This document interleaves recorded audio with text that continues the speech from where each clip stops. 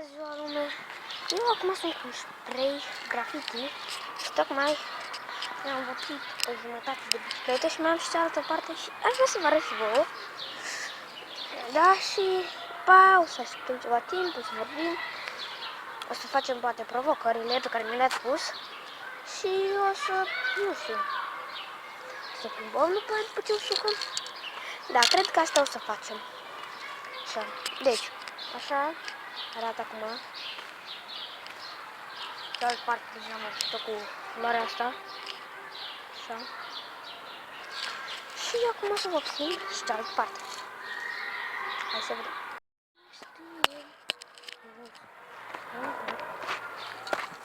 Sper să se vadă bine. Să făcesc și da.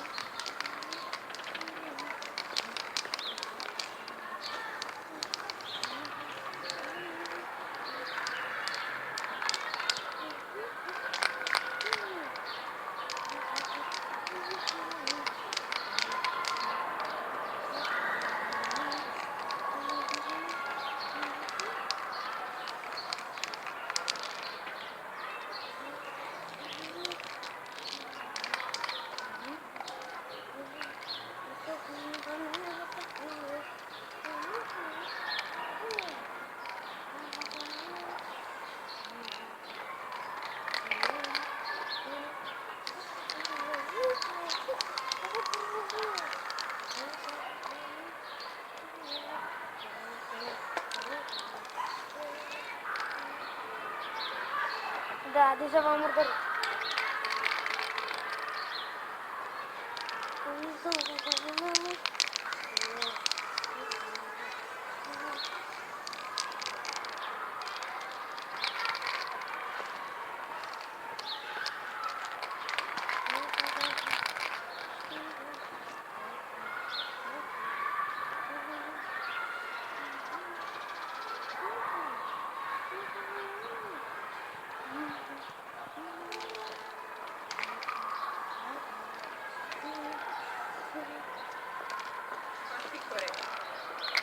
Mai mult? Ai întors-o?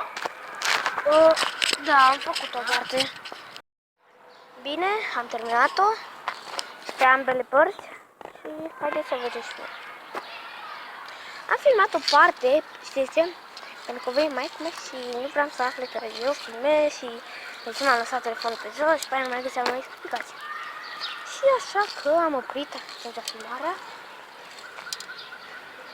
Și acum am să vă arăt cum arată.